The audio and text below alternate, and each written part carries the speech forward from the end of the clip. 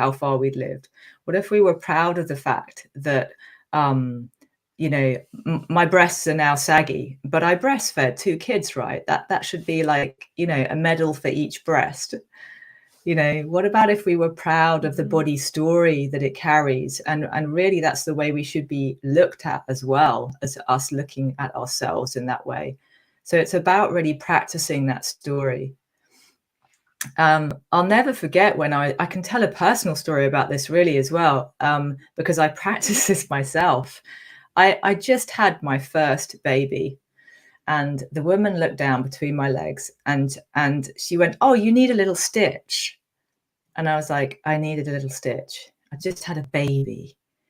And I said, why would I need a little stitch? And because there was nothing going on but this, little stitch. And she said, oh, well, for cosmetic purposes. And I just turned to her and I just said, I think we've been through enough. Because the cosmetic purpose, you see, there's nothing wrong with somebody wanting a little stitch, but the cosmetic purpose thing seemed to indicate that it was about somebody looking at my body and judging that I had the need for a little stitch, as opposed to this might be sore for me, or this proves I've had a baby. You try getting a baby's head out, So I was really adamant that we were perfect, and my petals are absolutely perfect. And yes, I've had a baby. They show that. That's even more beautiful. So really coming from that place of pride with what a woman's body can do and has been through. And the story it shows is a dance movement psychotherapist. I'll look at your body and see half of what's happened to you. And I love you for that. I'm so proud of you. I'm so proud of you for whatever decision you made with whatever your body went through. And when we walk around like that, with that pride, that's hot. That's really hot. That's alive. That's feral. And people will want to join you because you're right there. So true. It is so true.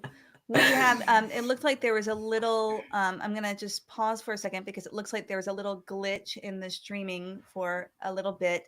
So if you are just joining and you miss part of it or part of it wasn't streaming, know that we will do a replay of the entire session from beginning to end.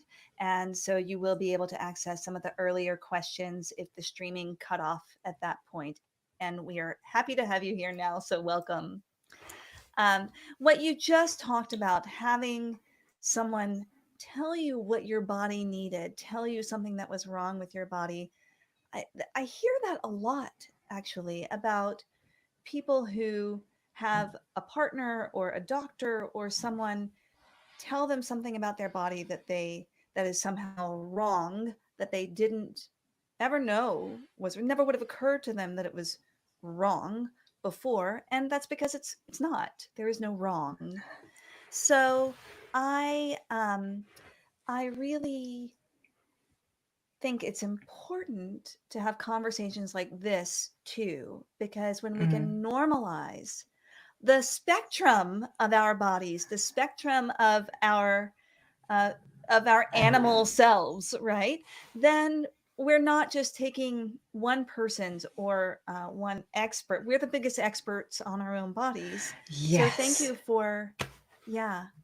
So Yes. thank you for making space for these conversations so that we're not looking to somebody else to tell us what's right or wrong with our Yeah. body. Yeah. And this is so key because it causes such a lot of suffering. And these days maybe it's more all gender, but it used to be much more sort of a female experience, people in female bodies. But really it's about how will they see me, as opposed to how do I feel inside myself. And it's very oppressive, and it's very hard to get turned on if it's just all about the person that's looking at you. And I had a beautiful client this week say, it's not about what they look like, it's about who they are. That's who I want to make love to. Yeah, spot on. Yeah, that's powerful. Let's move on to that. We have a lot of questions, so let's I move on to the know. next one, which is Are there ways to increase libido after menopause? To increase libido after menopause, yeah, well, my background is also cultural, so there is a big dogma really that women are getting older and their libido drops and no one wants to make love to them anyway, and it's just a load of bullshit. So if you have been in contact with yourself throughout your life, sexually and sensually, it's not necessarily that your libido drops. It just might be, let's have an expectation that we might make love in a slightly different way. There's a great article I read in The Guardian recently, and the couple that interviewed were saying, oh, we have loads of sex. Like every day we're retired. So we start our day with sex, then we have breakfast, you know. And he said, oh, it's not that we make love the same way as we did in our 30s. It's just that we do less on our knees. And I just thought, so the libido might show itself in a different way. You might need more rest time. You might need to make love more slowly. You might need more tenderness, or you might need more adventure. You might then fancy outside more than you did inside previously. So it's about this thing not being static, and hearing your own libido and what it wants that might turn up sounding slightly different than it did in your 20s and 30s. And I hope so, because otherwise I'm not sure. Change is natural. You can't not change. So I hope you've changed into something else. You know, it's exciting. If you've got a lover that you've had that long, you get to be with a whole different lover by the time they're 80, if we're busting the taboo here. And I think that's exactly the key, what you just said. You get to be with a whole different lover. If we can allow ourselves and make room in our partnerships, if we are in partnership, if that is our sexual partner, intimate partner, if we can make room for that to change and find curiosity and to know that it's going to look different for both of us. It's going to look different for all of us. For people who are poly, it's going to look a little different, right? So, so to be willing to explore the new together. Yeah. And I love what you've just said. And it's also you with you. So also with your sexuality, you know, maybe you liked women in your 20s, maybe you liked non-binary people in your 30s. Maybe by the time you were 40, you wanted just to make love with yourself for a few years. Perimenopausal kind of like flavor to that. And so letting your sexuality change and evolve, because when we're scared, we tend to try to make things static, and actually life's just very malleable. I'd like to try it all. I mean, You like to try what? everything. That's why you're here. You know, Chloe, one of the things that came up for me as you were answering this question was there are some women who maybe didn't have much of a libido when they were younger and were shut down. I mean, many women I know felt like sex and intimacy was a duty, was something they had to do, and it wasn't tied to their sensuality. It was performative. And do you think it's possible for that to shift after menopause, to shift that late in life, that if a person who has not had a high libido all along wanted to have a high libido, wanted to have a more sensual life, do you think it's possible that late in life to cultivate a new relationship? Absolutely. Yeah. Because, and I find this obviously a lot with the clients that I work with, the mind-body intelligence is the key word there. There will be an absolute logic as to why you shut your libido down. and let's not make the body wrong for that at all. And if you want to, because you are always want to be in charge of your own trauma, if you want to digest that, to uncover different parts of yourself, to find freedom and safety where it didn't exist previously, we can do that. And that person can do it with the right practitioner or with themselves. And I really stand for this in the whole world, because your body is yours. And whenever you're ready to recover a bit more of it, because it is something that carries so many stories, you can start to, make the unfelt felt again in a way that really works for you, and then the numbing or the safety will just alchemize. Yeah. But never make yourself wrong. Like, we have this thing like, oh, that late in life.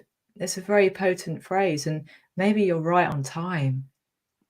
Maybe when you were 50, that was exactly when you were meant to uncover your sacred sexuality for yourself. You're right on time for you, and that's what I care about. Beautiful. All right, here's another question. My vagina feels different. How do I not shame it? Yeah. I think I know who asked this one. Yeah. Again, you see how culturally women are taught to be so worried about what we look like. And so my vagina feels different. I hope so, because you've lived. And it's very challenging as an exercise, and there will be a little ripple of reaction as I say this. But I would really recommend taking a mirror, putting it between your legs when you're ready to do this exercise, and having a look at her and telling her how much you love her, and looking at exactly what she looks like, and starting to gain that level of relationship with her. And she will feel different, and she'll look different over time, but she's never wrong for that. So there's the relationship where you approve of your own yoni or vagina, whatever you want to call it. That's your personal preference. And then there's the freedom in the age that we live in, and we're talking about midlife today, because hopefully we have mature lovers of whatever age they are, that are willing to slap on some high-end lube and get wet and sweaty and messy, and yeah, maybe it feels different, and there's not the same amount of wetness as there was when you were 20, but you get some mature lover down there making some nice adjustments to how it all feels for you, with you, around you, behind you. Like, a mature lover would want to do that for you. And don't worry, their thighs probably are saggier than they were 20 years ago, but so are yours. So what? Who gives a shit? They love you. They want to be with you. Otherwise, they shouldn't be there. I have a very good friend who we were at the gym, and she said, "Bree, my labia has changed. My labia has changed. It doesn't look the way it used to." She had just done some grooming and could see things that she hadn't seen before, and she said, and I was worried about it until I realized now it kind of looked like prayer hands upside down. Yeah. And so now whenever I think of that, it just Oh it my makes gosh. me laugh, and it makes me think of it's funny and sacred at once, right? Yes. And I love her. Let's go to the gym together. Oh my God, priceless. Yeah, exactly. And bow at my altar with my prayer hands. That's right. Bow at my altar. I love it. I love it. Oh, fantastic. All right. Here is a question from a podcast listener. And I know it's from a podcast listener because because they referenced the episode. So here's the question. In the podcast episode, Chloe talked about mapping her way out of PTSD. Can she elaborate on this process and share some methods for others looking to reclaim ownership of their body and emotions after traumatic experiences? Mm. Yes, I can. Yes, I can. This is the less funny part of the Q&A. Yeah. Yeah. So mapping my way out of PTSD experiences, and I'm definitely somebody who, when I'm going through probably the worst parts of my life, I kind of take notes, not literally in journals, but with myself, because I want to make use of it. So in terms of mapping my way out of PTSD, first of all, please make sure that whatever caused the PTSD is not in your environment anymore. Secondly, as much as is possible, because we do have ex-partners, okay? Secondly, like, the event should be over, and the body and your nervous system will need to catch up with that information. And as you know, as Bessel van der Kolk states, he wrote "The Body Keeps the Score." The nervous system, the event isn't 3 years ago, whenever it wasn't. It's carried in your body. So what we want to do next is start to drop into the nervous system to really start to feel the bits of your nervous system that still think it's going on, and start to speak directly to those parts to calm them down. And this is where nobody talks enough about trauma expansion. This is where you align your relationship with yourself, where your self-loyalty and your integrity to self and the inability to go against yourself then comes in, because the body and yourself need to know that like, as much as you possibly can, you're never going to let that happen to you again. And PTSD places are ultimately hell. I wouldn't wish that on anybody. And because they are so painful, eventually you will get to a place where you start to see it coming, and you can start to choose to not go there. That's not spiritual bypassing. I'm an embodiment coach. I will feel it all. But it's sort of saying, do you know what? We're going to leave that thought over there, because I know that thought leads to the whole of my PTSD. And today we're going to go over here instead. And I might need to call a friend, or I might need to go for a walk. But I'm going to choose self-loyalty, not to put myself through the spiral of pain again. And that's a new neural pathway that's going, I know where that leads, and we're going to do something else, because I love me and I value me, and I didn't deserve probably that event in the first place. And to wrap that up, because it's a very deep question, and you probably need a really skilled practitioner to support you around this level of work, and I would really recommend that you're really fussy and you find someone really good. Write yourself as the heroine of your story. So you're the person who survived the trauma. You're the person who bust yourself out of the PTSD. You're the person who went on. I had a joke with my friend the other day about rage success. You're the person who went on and became who you are because you managed to include that event and then walk on by. And trauma expands you into a different shape, and you grieve the shape that you are no longer, and then you grow into this badass shape, but because you were big enough and brave enough to move through it. And of course, there's tender bits that you will always need to carry. Like, I have my tender bits that I have to carry so carefully. But like, actually, I fucking watch me thrive.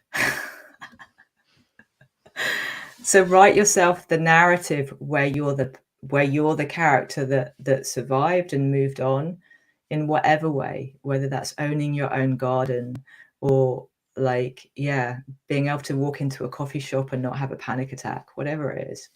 Those small things are your big wins. I love you, whoever asked that.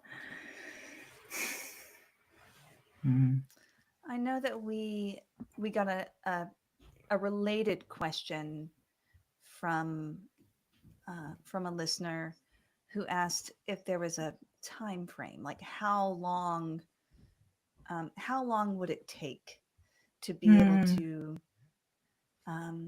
to feel intimate or engaged. I'll let you take it in whatever that means for you, after experiencing trauma, after and I don't know if it's a traumatic event or systemic trauma, long-term trauma. First of all, you won't feel the same forever. It's probably the best thing I ever heard. I remember saying to somebody, am I always going to feel like this? And actually what they said was, I don't know. But the thing is, we can't rush the body into integrating a traumatic event. We just have to give it attention and love until it's ready to feel safe again, and keep offering it safety until it's willing to release the event. So for one person that might happen really slowly, and for another person that might happen strangely fast. But once again, you do it in your own time. You don't do it on anybody else's timeline. To say, aren't you over it by now? No bullshit. No, I'm not. And so it'll be different for everybody, depending on also what processes they use to digest it. But with trauma, it's really good to get help and to have the support of somebody really skilled, and really surround yourself with besties. Besties are the best. And your address book will change. Your address book will change. Yeah. The flakies just fall away. You're like, couldn't walk through the fire with me. Never mind. The feral friends appear. Don't worry. We gravitate towards each other. We find each other. Yeah. The magnetism of feral nature. Yeah. Really nice. And I really, you mentioned this early in your answer to this question, and I think I'd like you to just expand on it a little bit more, because you talked about the neural pathways and how you are creating a new neural pathway. And I think that's related to time as well, right? That when we have a well-traveled neural pathway, it's harder to get off that road, harder to get off that path. It takes a little more effort. Yeah. Can you speak to that a little bit? I think it takes practice to step off the main road of your neural pathway. And that's okay. And doing the things that will take you away from that. And strangely enough, once you realize that neural pathway takes you towards pain, there is motivation not to do that neural pathway.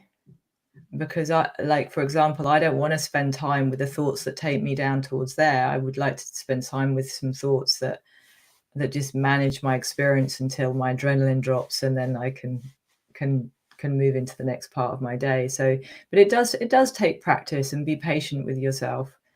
I mean, it's kind of crazy, but these days, including pleasure in your life is a really important thing, especially if you're going through a traumatic event or in recovery, because the body wants to titrate. The body wants a time away from the pain. And so whatever brings you pleasure, it's really important to have that on your menu and bring it in. And that will help also to create a different neural pathway where where pleasurable experiences become something that you input for yourself regularly, and that becomes the norm, whereas maybe you never did them before. So pleasure at this point is really key for yourself. You deserve it. Even that is such a shift, such a mindset shift, because um, I grew up in a very puritanical society where pain and work were were supposed to be the driving forces for us, and if we had worked hard, then we were good, right? Then that was good. And if we had no pain, no gain, right? Like if we had suffered, then it meant that we were making progress. So even just the reframe of no, healing and expansion happens through pleasure is such, it's revelatory. It's a whole different beast. Yes. Yeah. It's a very deep feminine beast as well. And I love it as a principle, and it is quite groundbreaking, and it is changing things. But, you know, when hearts are broken, they need love. For people to move from surviving to thriving, they need love, they need pleasure, they need that little thing. And it doesn't need to involve money necessarily either. So I really do think it is quite groundbreaking, and it does go against some of the no pain, no gain thing. And just want to drop in there that women are multi-orgasmic. Men are too, actually. All genders are. So, like, for me, there's a sense of trusting nature being perfect. Like, if pleasure wasn't a good thing, we could only have one orgasm. And we can't. We can have many. I think we're meant to have many, Bree. If pleasure wasn't a good thing, we could only have one orgasm. Love that. Love that. All right. Here's another question, and this one is a little long, but really a really great question. So this listener writes, I lost my husband in June, and I'm also feeling like I've lost my sex life, my sensuality with him. I just kind of want to know how to manage and navigate that. I'm definitely dancing, just Nia style dance, but even to love myself or masturbate is really sad for me right now. And that's the first time in my life that it's ever been that way. I'm a very sexual person. I'm a very orgasmic person. I've had very positive sex in my life. I've been very lucky in that way. I've been with men and women and non binary people, and it just I've just been in touch with my body. So masturbation has never been an issue, but now it's just really horrible and hollow and makes me weep and cry, and I just can't. Oh. But yes, so missing that part of myself, grieving that part of myself, but also feeling at peace about being celibate, and not just celibate because I can't even with myself, but needing to find that elsewhere and just being kind of content. I've had a really wonderful sex life. I know myself well, and I think it's okay. And maybe that's just what it is for now. Maybe it's not forever, but it feels like for forever. Am I kidding myself? Or is that really where I am? Is it okay to be at peace with celibacy? I've never really felt that before. First of all, thank you so much for asking that question. Um, Thank you for all of the questions, but thank you for giving so much background in that question.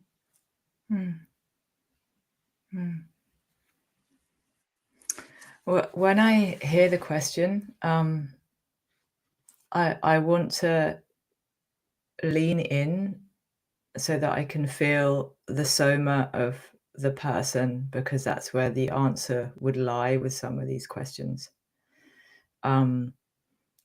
So it's not generic to everybody, and that's where the one-to-one work involves a lot of feeling as to what would what would be the shift this person might want to make, or whether actually the new discovery of is it okay to be at peace with celibacy is a really sacred moment. It's just a surprising moment, and the body takes a long time to digest things. So lots of people don't want to have sex because it brings up feelings, and they don't want to feel the feelings, and then they wonder why their libido's gone away. Because when you move a lot of sexual energy through your body, it all the feelings that you didn't quite feel may well arise. So for this incredible person that's dropped in here, and she does, I think it's a she, I'm not sure, they do dance, so they will be processing quite a lot in their body, but it's likely that this body has really coupled sexuality with their husband, and they can't imagine it without them. So there might be a piece of work there where we need to liberate in their nervous system the grief of the husband, which is really needed to grieve, and the body, the somatic field here, or the body itself, will be holding the grief, and that's what keep coming up with the contact of the body. But also that we might need to open a space for this person to allow and give permission to, and this would be deep work that I would do in session, allow and give permission to them, and find out whether they're allowing themselves to be sexual, whether perhaps that goes against the fact that sex is meant to be with him on some level. But I think really it's to do with grief, and June is very recent, and the body wants to digest only so much at a time. So for right now, being at peace with celibacy is the message the body is telling you what you need. I would be trusting that, and also knowing that it's very unlikely to stay static, particularly as you've been very sexual in your life and had a very positive sex life. But trust, just while all this digestion is going on, that's probably the right way to be approaching it. And if you ever felt that it got stuck or static, then start to do some embodiment practices to make sure those bits of yourself wake up. And it's okay not to want to orgasm. You could just put your hands on your body as today's masturbation. I love you. We're going through a lot.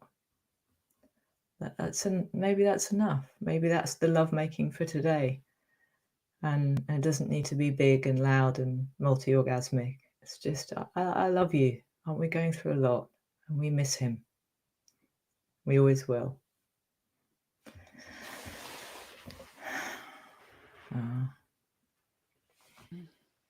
Thank you, Chloe.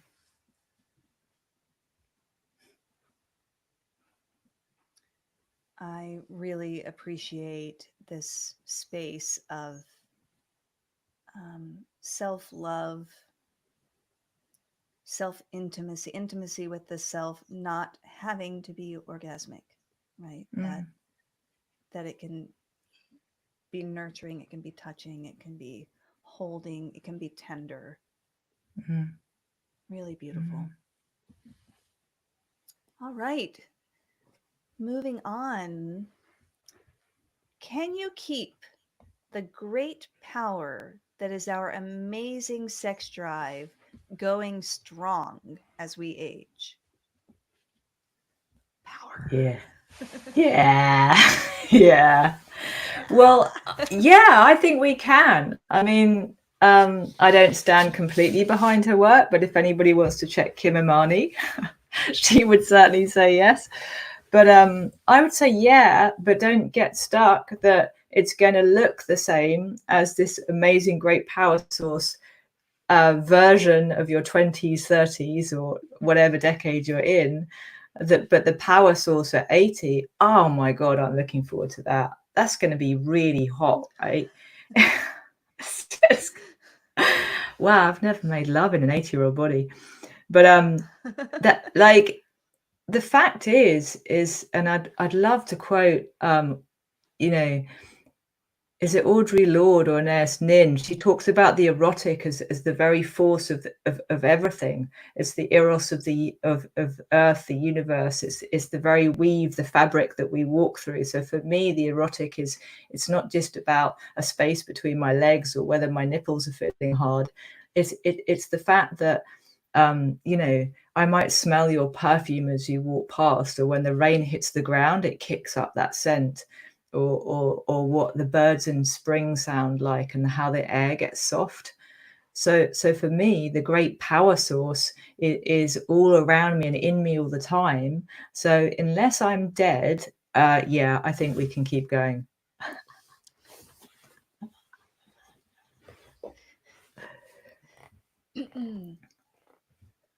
Can a high sex drive continue relatively unchanged into older age? I think it's a similar answer. I think a high sex drive, yes. You do need, though, to keep connecting. It's like anything. It's like if you eat less food, your appetite's going to decrease because your stomach's going to shrink a bit. So you have to nourish and feed that sex drive with what works for you. That might be different at different times. Often women later in life, the way they listen to their body, it starts to say, oh, could you touch me a bit slower? Or like, actually, I really want to explore this now. Or oils and scents, or like, today I feel like this, tomorrow I'll feel like that. So I think it's about nourishing and working with it, because anything you neglect is likely to decrease. Things you place your attention on are likely to increase or stay the same, stay nourished. Just, it's a relationship.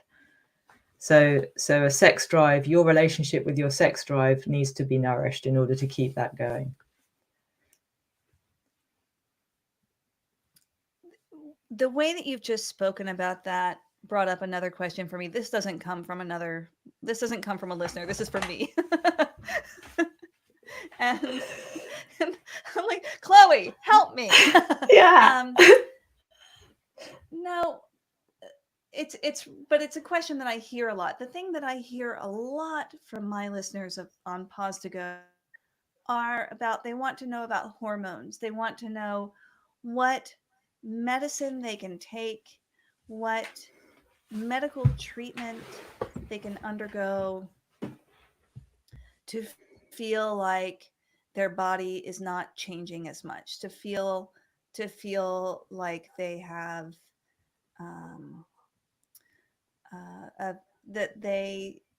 that their body feels comfortable in the same way, that they're not having the emotional ability, they're not having the dryness, they're not having the itchiness, all of the side effects that come with massive hormonal changes in perimenopause and menopause. All of the approaches that we've talked about here are behavioral approaches, right? Changing the way that we talk to our bodies, see our partners, experience life, attending. It's a very mindful approach, and maybe some oils and maybe some physical enhancements. Do you have any thoughts on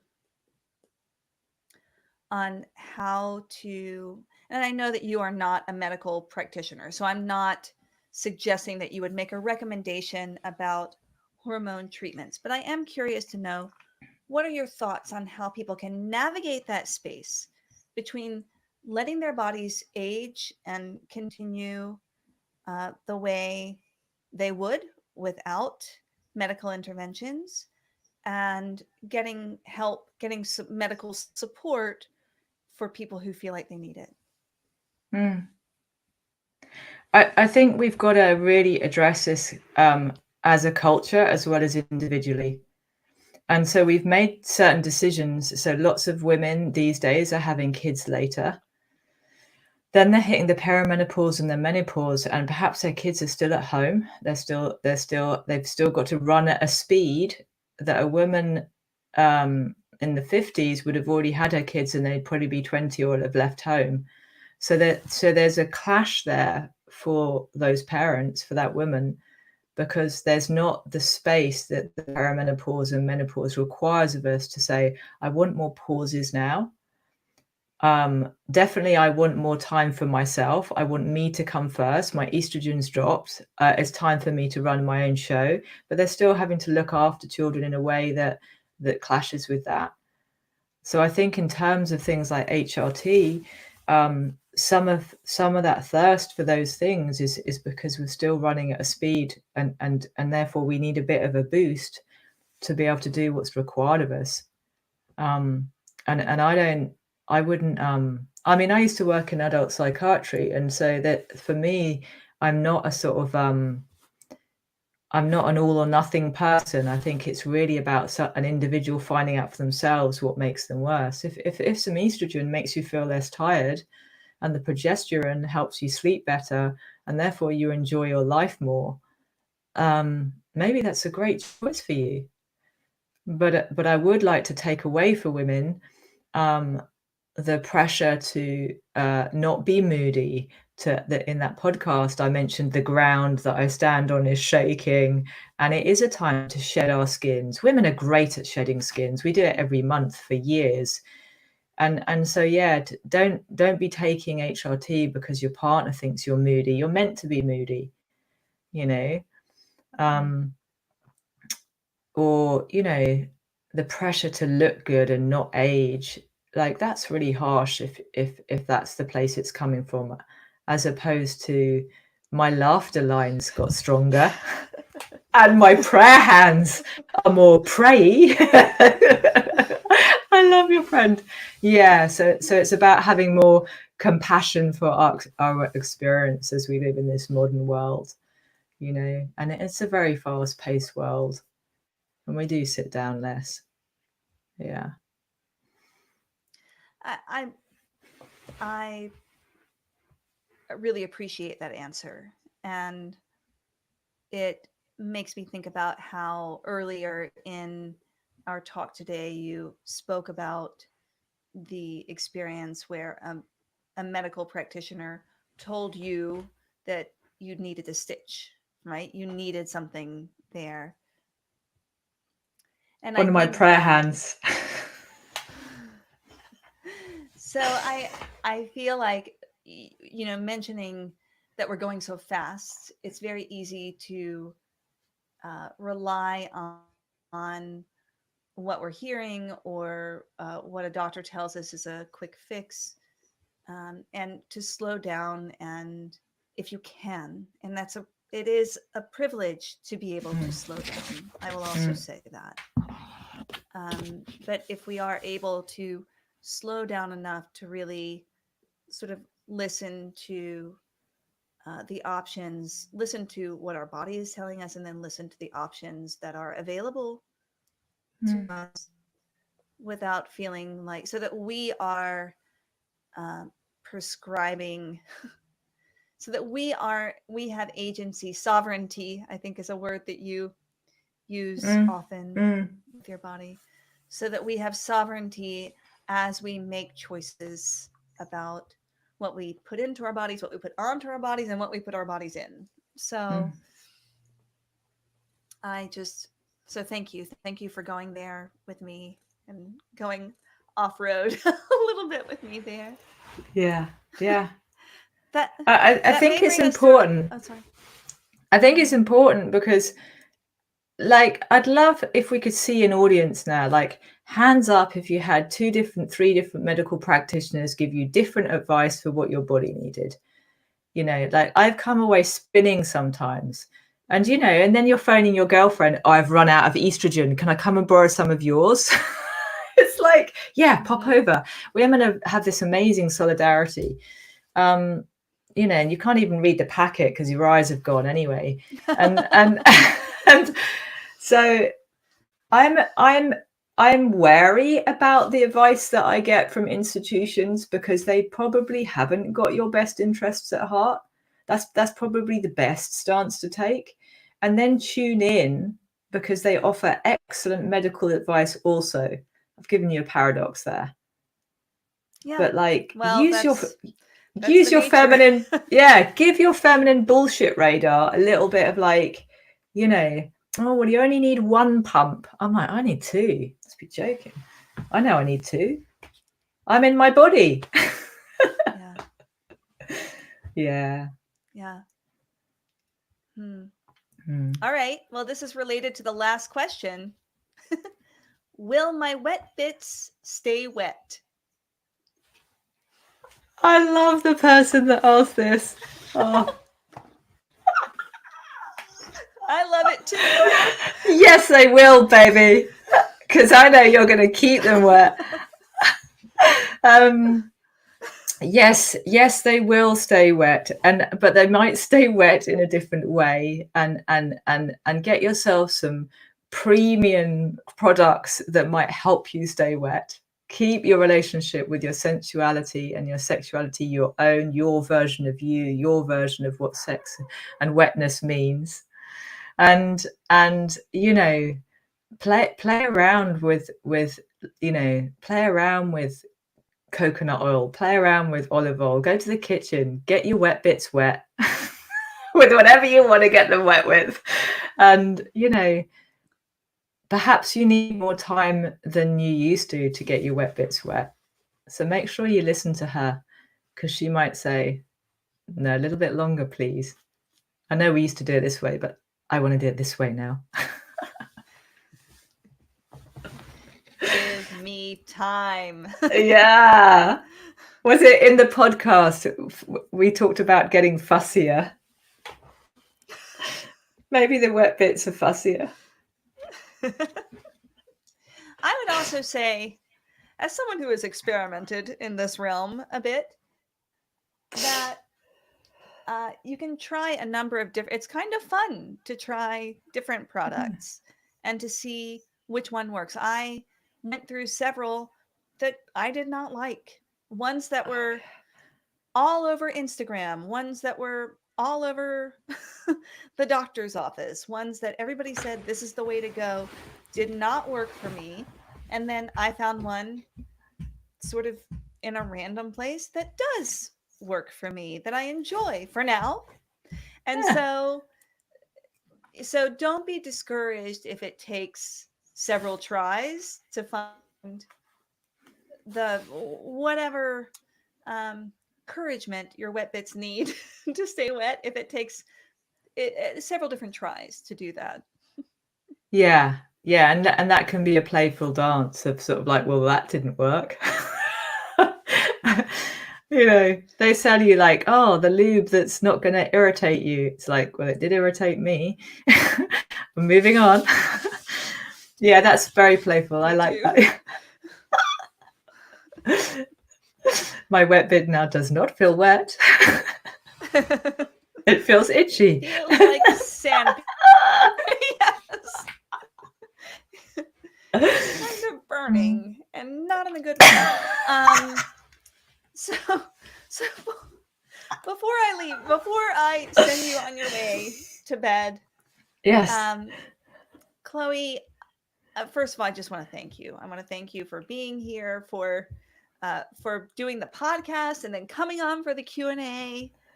It's such a joy to hear on this. I feel safe with you, and I know that other people must feel that way too. And it's just such a gift that you bring to this space. So thank you. I know that you are offering very generously a free call for potential clients, one free call. And what topics are typically explored in those calls? And how can someone prepare to get the very most out of that experience? If they only have a limited amount of time with you, what can they do to prepare? I think it's good to have an idea of what you might want to work with in that call. And if we have time, we can go into some embodiment. So you'll start to digest stuff straight away. But also some people really need to tell their story. And that's a really amazing place as well. There's not much that I haven't heard. So it's a really safe, confidential space. So sometimes people will have to just hand me their plate of spaghetti and say, this is what my life looks like. Please let me unravel it. And other people might sort of say, this event happened and I don't want to feel like this way forever. And I'll help you with that.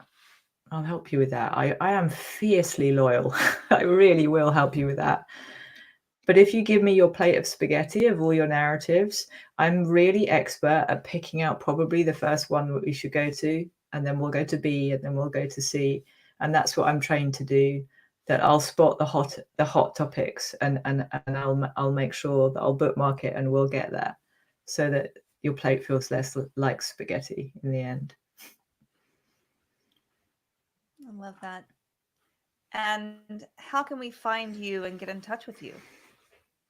Head on to my website, I think, and there is a little button that you can press where you can book the free call. It's the discovery call you want, and you can also email me as well. So if there's not times on there that you can make, and actually, if your question didn't get answered, contact Bree or me, and we'll email you also if we don't do it in the comments. But head on over to the website. So that's feralgrace.net. Wonderful.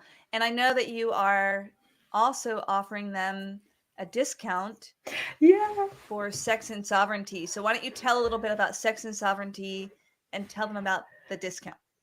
I'm so excited by Sex and Sovereignty. It's a women-only space. We are going to be dropping into body practices, body awakening practices. So I'll introduce a concept, then we're going to do body awakening practices, and then we're going to dance, because I'm a 5 rhythms trained teacher. I hold dance spaces a lot for over 20 years. So then we're going to dance all together, and I will connect for you your sensuality and your leadership. And you know, there's a reason why people repress sexuality. It's because you get these empowered people walking around, you know, with a constant access to source. And that might mean that you start painting. It might mean that you change your job. It might mean that suddenly, you know, the thing that you've always wanted to do, you've ended up ticking 5 on your bucket list. So within 5 weeks online, we're going to be waking ourselves up, and the group of feral women will be supporting each other. I'll be there taking you through it. And we're going to step into our next level leadership. They'll be starting podcasts. Beautiful. So they should mention, if they are interested in joining Sex Sovereignty, they should mention Awkward Sage. Yeah, and you'll get half price. If you mention Bree in the Awkward Sage, you'll get half price. Yeah. Amazing. Thank you. And that's on my website too. Yeah, what a gift. I'm really happy. That's such a nice giveaway, you know, especially for this crew. We're going to have fun. I like fun. It sounds amazing. And is it virtual and in person if you're all dancing together, or is it all virtual? It's all virtual. And if you're shy, you can turn your camera off. That's fine. It's not performative. You can do whatever you want. You can do it your way. I'm really interested in you doing it your way. Yeah, but it'll be online, and it'll be lunchtime USA, evening time UK. Yeah. Wonderful. Thank you so much. I appreciate you. It's so fun to be in the Feral Club with you. It's going to be our new meme, isn't it, Bree? Yeah, I love being in the Feral Club with you. Yeah. This is so good. Here's to being feral, and I until next time. Yeah, thank you so much, everybody. Thanks for listening and all your questions. And yeah, may you be brave and outrageous and tender. Indeed. Thank you all. See you soon.